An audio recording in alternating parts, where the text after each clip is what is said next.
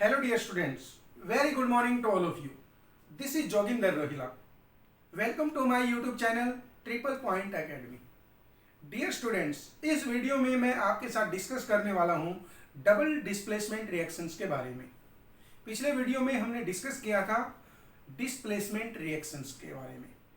उसमें हमने डिस्कस किया था सिंगल डिस्प्लेसमेंट रिएक्शंस क्या होती हैं, मेटल कंपाउंड्स के जो सॉल्यूशन हैं उनमें से मेटल को हम कैसे डिस्प्लेस करते हैं, ये हमने डिस्कस किया लास्ट वीडियो में डिस्प्लेसमेंट रिएक्शंस में।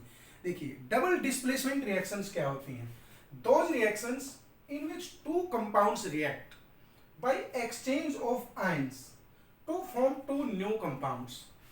वो रिएक्शंस जिनमें दो कंपाउंड रिएक्ट करते हैं और दो नए कंपाउंड बनते हैं एक्सचेंज ऑफ आयंस की हेल्प से। Two compounds react to form two new compounds by exchange of ions. देखिए जो भी कंपाउंड रिएक्ट करते हैं, जैसे पहला एग्जांपल आप लें, this is the simplest example of double displacement reactions, simple acid base neutralization reaction in which an acid and a base is reacting। देखिए दोनों कंपाउंड्स की अपनी अलग आइडेंटिटी है, अपने अलग कैरेक्टरिस्टिक्स हैं।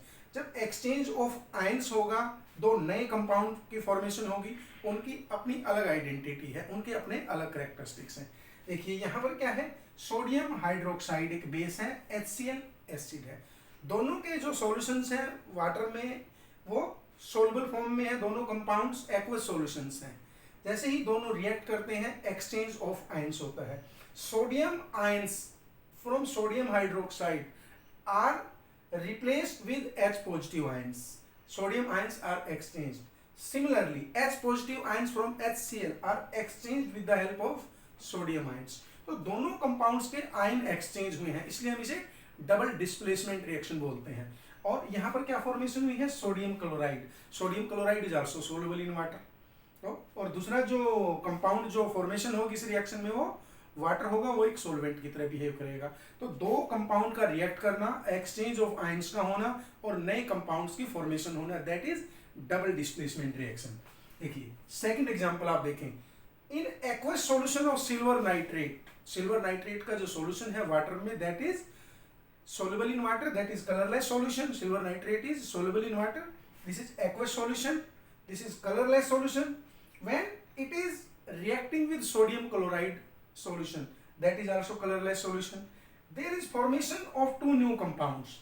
One is AgCl, silver chloride, and another is sodium nitrate। Sodium nitrate compound is soluble in water, that is soluble in water and it is present as aqueous solution। Sodium, this is silver chloride। Silver chloride comes out from the solution as white precipitate, that is written as solid।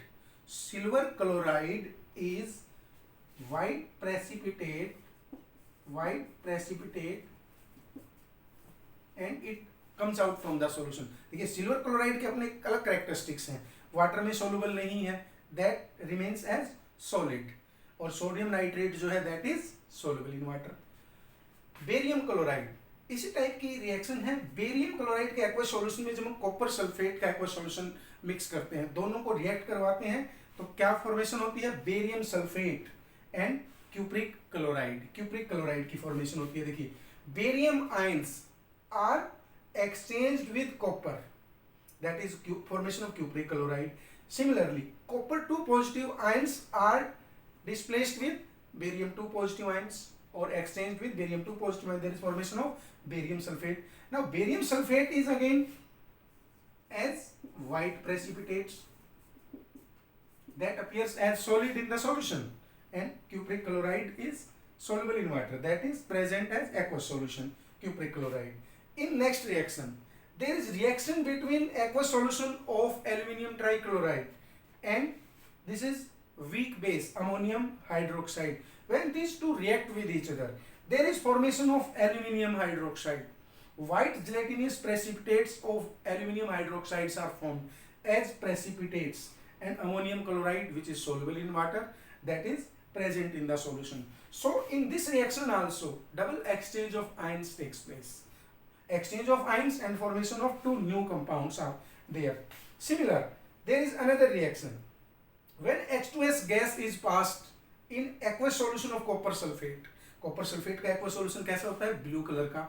उसमें जैसे ही हम H2S gas pass करते हैं, there is formation of black precipitates of cupric sulphide, CuS, that is cupric sulphide. Cupric sulphide के black precipitates होंगे, that comes out from the solution as black precipitates and H2SO4, which is aqueous solution of sulfuric acid, that is formed. So these are examples of double displacement reactions. और हाँ, यहाँ पर एक बात और important है, जिन reactions में precipitates की फॉर्मेशन होती है, those reactions are called precipitation reactions. The reactions in which some insoluble solid product is formed and that solid comes out from the solution as precipitates, such type of reactions are called precipitation reactions. देखिए, silver nitrate NaCl, there is precipitation reaction because precipitates of AgCl are formed. Reaction of barium chloride and copper sulfate, precipitates of barium sulfate are formed. Reaction of aluminum trichloride and ammonium hydroxide, precipitates of white precipitates of aluminum hydroxides are formed. So these are some of the examples of precipitation reactions. Precipitation reactions are also double displacement reactions. Okay, can you complete a reaction which is also double displacement reaction? Reaction between lead nitrate and potassium iodide. Reaction between lead nitrate and potassium iodide. There is formation of very beautiful precipitates of yellow color. The precipitates of lead iodide, precipitates of lead iodide, yellow precipitates, along with the formation of KNO3, potassium nitrate. There is exchange of lead ions with potassium nitrate will be formed. There is exchange of potassium ions from potassium iodide with lead. There is formation of lead iodide. So yellow precipitates of lead iodide are formed in this reaction. This is also the example of double displacement. और इस reaction को दूसरे किस नाम से जानते हैं, precipitation reaction, क्योंकि यहाँ भी येलो प्रेसिपिटेट्स की फॉर्मेशन हुई है. सो डियर स्टूडेंट्स, इस वीडियो में हमने डिस्कस किया है कि डबल डिस्प्लेसमेंट रिएक्शन क्या होती है.